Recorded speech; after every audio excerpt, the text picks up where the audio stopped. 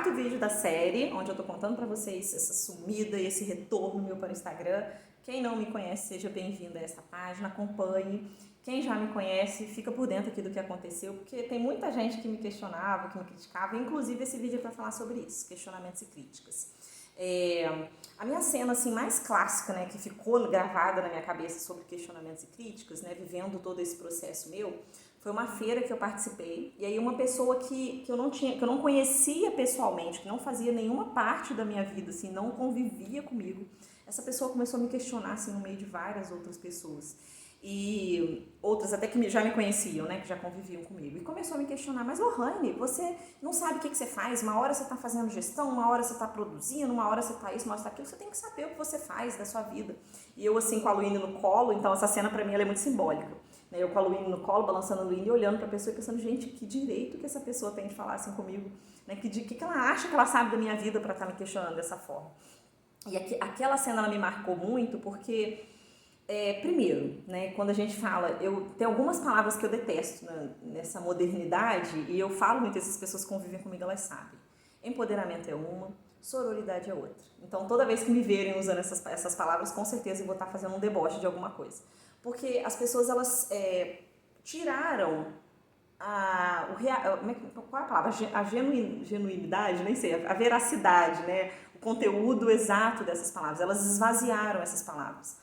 Quando você fala em sororidade, por exemplo, era uma feira de mulheres, onde eu estava com a minha filha bebê no colo, primeiro evento que eu estava fazendo público nesse retorno dessa loucura que foi a pandemia, que foi a minha vida financeira, que foi a minha vida pessoal, primeiro evento. E tinha ali uma mulher no meio de outras mulheres numa roda, me questionando alto, por que eu estava vivendo aquela loucura, por que eu não me decidia, por que eu não tomava um posicionamento, entende?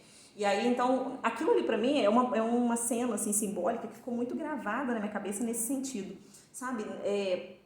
De esvaziar a palavra sororidade. Então, quando eu escuto essa palavra, gente, e se eu reproduzo ela, como eu falei, é sempre no deboche, porque não existe, sabe?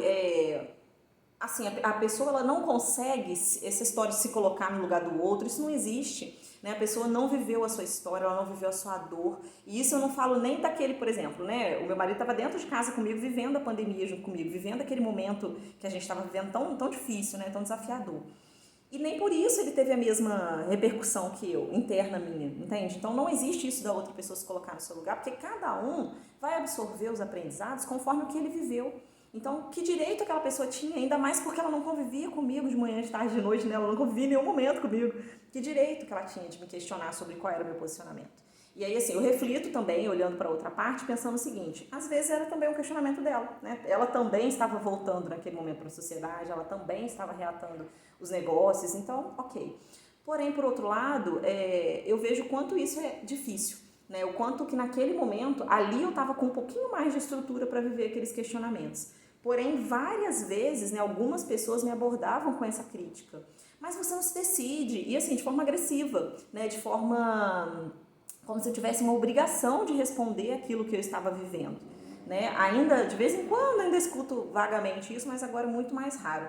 Mas nesse começo era muito assim, mas você não se decide, mas você isso, mas você aquilo. E eu acho que talvez, como eu disse, né, quando a gente se torna de alguma forma uma pessoa pública, as pessoas elas começam a viver as nossas vidas junto com a gente. Então, isso é um desafio grande porque elas se tornam parte da sua vida sem ser parte da sua vida. Né? Eu estava ali naquele momento difícil, compartilhava algumas coisas no meu Instagram, só que a gente compartilha o que a gente quer. Né? A gente não compartilha tudo. A câmera não me filma 24 horas por dia, a pessoa não me acompanha o tempo todo, ela não sabe o que está acontecendo dentro de mim. Né? E aí ela te julga a partir daquilo, ela se sente no direito de invadir a sua vida a partir daquilo. Então foi também mais um motivo para me consumir.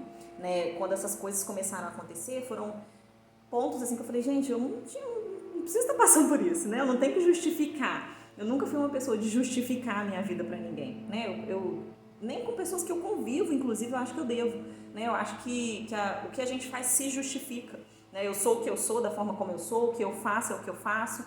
Quem é o meu maior crítico sou eu mesmo, né? Eu devo satisfação para mim mesma, os meus resultados eles têm que ser melhores para mim.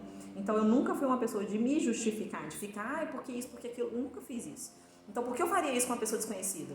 Né? Então vem esses pontos aí de aprendizado nesse processo. Né? As críticas e os questionamentos que eram muitos e muito cansativos. Então foi também mais um ponto assim de afastamento. né? Ali, como eu disse, já a Empreenda-se ela já estava desgastada demais, já estava me questionando se eu continuaria, se não, já estava acabando, como eu disse no vídeo anterior, então se você não assistiu, assiste, porque esse aqui já é o quarto. Então tem 3 vídeos aí para trás para você acompanhar essa história. E aí naquele momento, assim, realmente já estava, né, esgotado, assim, já estava nos finalmente, assim, tirando já leite de pedra, como eu disse. E é isso. E aí, depois disso, teve mais coisa, mas aí você vai saber no próximo vídeo, porque esse aqui já ficou 5 minutos, né? Então, volta pro próximo, tá?